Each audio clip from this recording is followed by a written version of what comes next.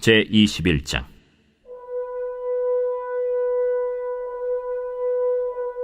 여호사밧이 그의 조상들과 함께 누우매 그의 조상들과 함께 다윗성에 장사되고 그의 아들 여호람이 대신하여 왕이 되니라.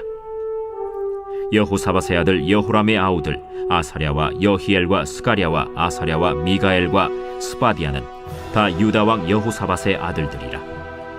그의 아버지가 그들에게는 은금과 보물과 유다 견고한 성읍들을 선물로 후히 주었고, 여호람은 장자임으로 왕위를 주었더니 여호람이 그의 아버지의 왕국을 다스리게 되어 세력을 얻은 후에 그의 모든 아우들과 이스라엘 방백들 중 몇 사람을 칼로 죽였더라. 여호람이 왕위에 오를 때 나이가 32세라 예루살렘에서 8년 동안 다스리니라. 그가 이스라엘 왕들의 길로 행하여 아합의 집과 같이 하였으니 이는 아합의 딸이 그의 아내가 되었습니다. 그가 여호와 보시기에 악을 행하였으나 여호와께서 다윗의 집을 멸하기를 즐겨하지 아니하셨음은 이전에 다윗과 더불어 언약을 세우시고 또 다윗과 그의 자손에게 항상 등불을 주겠다고 말씀하셨음이더라.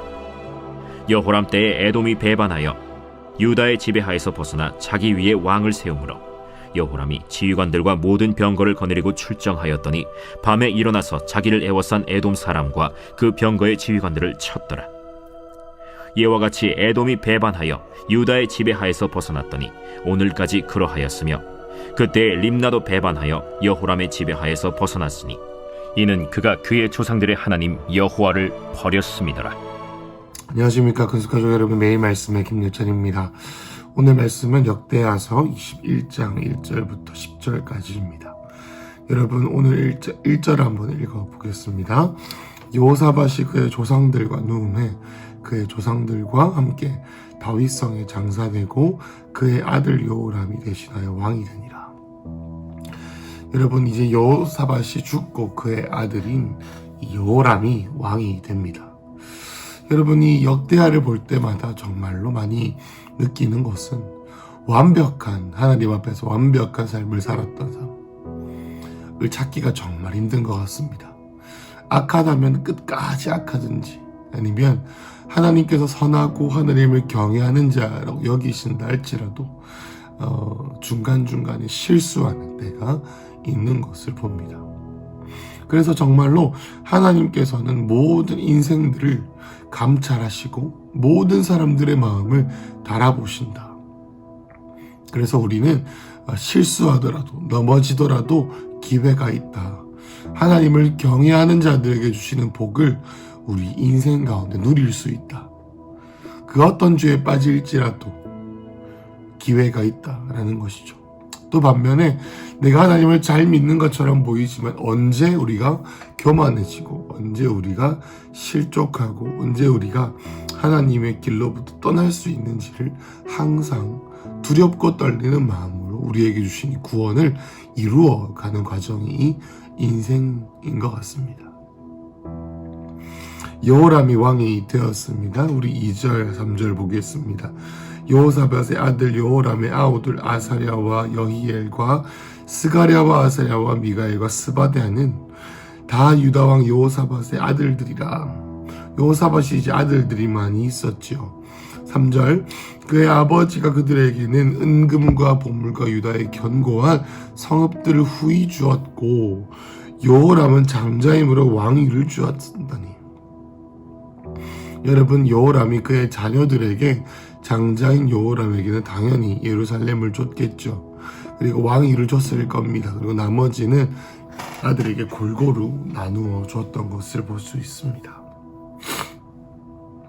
4절에 여호람이 그의 아버지의 왕국을 다스리게 되어 세력을 얻은 후에 그의 모든 아우들과 이스라엘 방백들 중 몇 사람을 칼로 죽였더라.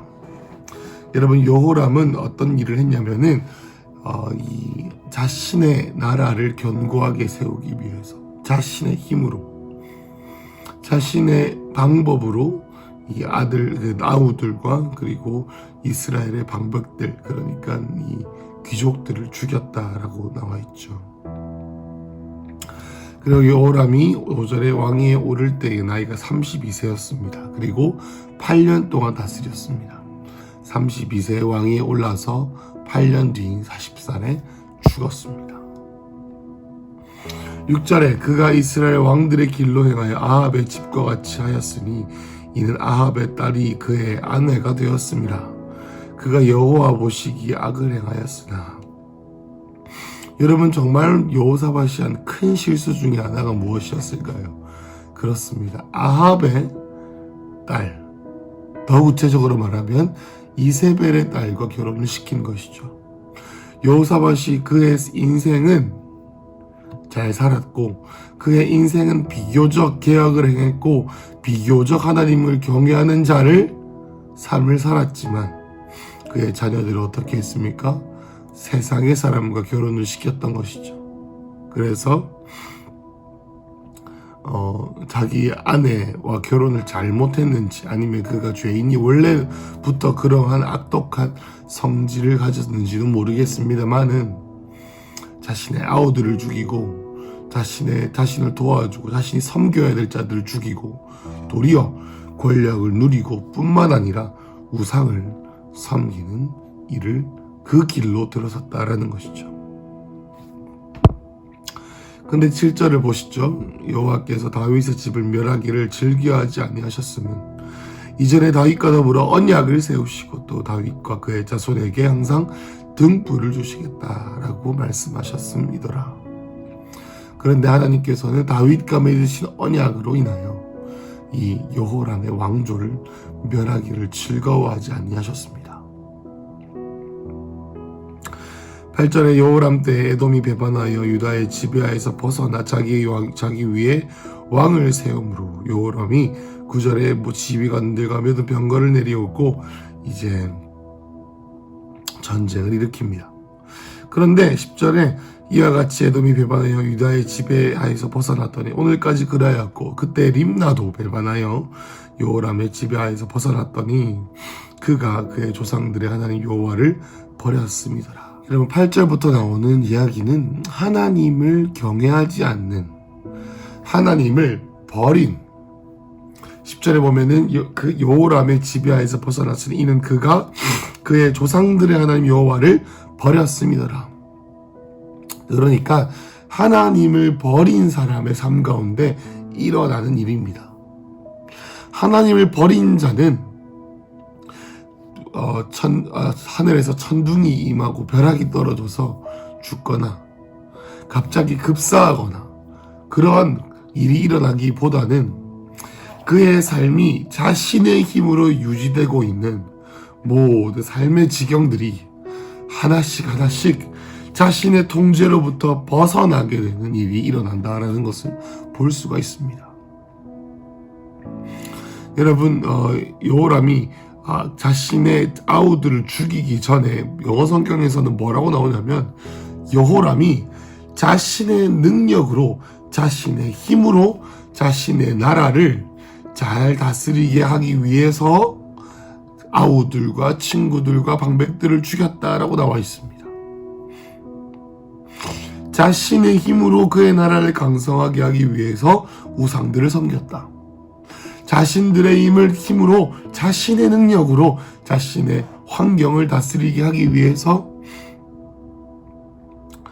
자신의 아내의 말을 들었다라는 것이죠. 이세벨의 딸입니다. 여러분, 하나님께서는 자신의 힘으로 그에 속한 지경을 다스리는 자가 아니라 하나님과의 언약으로 자신의 삶을 다스리는 그러한 하나님의 사람들을 보기를 원하십니다. 그게 바로 7절이죠. 여호와께서는 다윗과 더불어 언약하셨기 때문에 그 언약을 기억하사 다윗의 집을 멸하시기를 즐겨하지 않으셨죠. 이와 같이 여러분, 저와 여러분은 언약적으로 축복을 받든지 아니면 언약적으로 저주를 받든지 그러한 삶을 살 수밖에 없습니다. 여러분, 우리가 하나님의 언약 안에 있다라는 것은, 하나님을 경외하는 삶을 산다는 것은 하나님의 임재가 내 힘으로, 내 꾀로, 내 능력으로 우리의 가정과 우리의 삶과 우리의 직장과 우리의 관계를 유지하려고 하는 것이 아니라 마치 접시를 돌리는 고개사가 이 접시를 돌렸다가 이 접시를 돌렸다가 이 접시를 돌리는 그러한 삶을 사는 게 아니라 하나님의 임재가 내 삶을 다스리시기에 내 힘으로 삶을 붙들을 수 있던, 내 힘으로 할 수 있던 모든 것들이 이제는 하나님께서 다스리시는 그러한 삶을 살 수 있게 되어진다라는 것이죠. 여러분, 여호사밧은 경험했습니다. 무엇을 경험했습니까? 자신의 힘으로 다른 사람들과 동맹을 맺고 자신의 힘으로, 자신의 교만함으로 이 땅 그 나라를 다스리던 것이 얼마나 위험한지를. 여러분, 그렇지만 그 여호사밧은 이것을 그의 자녀에게 전달하지 못했죠. 여호람은 왕이 되자마자 자신의 힘으로 모든 것을 하기를 시작합니다. 여러분, 우리가 기억해야 되는 것은 하나님의 언약이 다윗의 왕조를 품고 있었던 것처럼 여러분, 저와 여러분의 삶의 가정이 하나님이 언약 안에 딱 묶여져 있다라는 것을 기억하여야 합니다. 여러분, 누군가가 물어봅니다. 가정이 더 중요합니까? 직장이 더 중요합니까? 신앙생활이 더 중요합니까? 우리 자녀들의 신앙과 교회 생활과 가정과 결혼과 모든 삶에 신경 써야 되는 것들이 많은데 돈이 더 중요합니까? 라고 물어봅니다. 가정과 직장과 교회 생활 중에 무엇이 더 중요할까요? 그 어떤 목사님이 이렇게 대답하셨습니다. 하나님이 제일 중요합니다. 하나님이 제일 중요합니다. 교회 생활을 잘하는 것, 가정 생활을 잘하는 것, 직장 생활을 우선시하는 것, 이 세 개보다 더 중요한 것 위에 있는 것은 하나님을 경외하는, 하나님을 사랑하는 것이 제일 중요하다라고 하는 것이죠. 하나님이 가장 우선시 되지 않은, 주님이 말씀하시지 않은 신앙생활은 자신의 의가 될 수 있는 것이기 때문입니다. 여러분, 애매한 삶이 있습니다. 어떤 애매한 삶입니까? 겉으로 보기에는 문제가 크게 없어 보이지만 하나님의 임재가 없기 때문에 마치 내가 물을 손으로 움켜쥐려고 하는 것처럼 모든 것이 빠져나가고 있는 이 불안함. 내가 교회는 다니고 있고 하나님은 안다고 하지만 마치 물을 내가 손으로 잡았을 때 그 사이로 모든 것이 빠져나가는 것처럼 애매한 인생. 여러분, 이러한 삶을 하나님께서 초청하십니다. 뭐라고요? 하나님을 전적으로 신뢰하는 이 언약 안에 들어오라. 여러분, 언약은 계약이죠. 여러분, 계약은 그 계약서에 있는 것을 이행하지 않을 때 불이익이 당하고 이행할 때에 그것이 축복으로 온다라는 것입니다. 여러분, 오늘 토요일 아침에, 토요일 오후에, 토요일 저녁에 여러분, 하나님과 언약하시지 않겠습니까?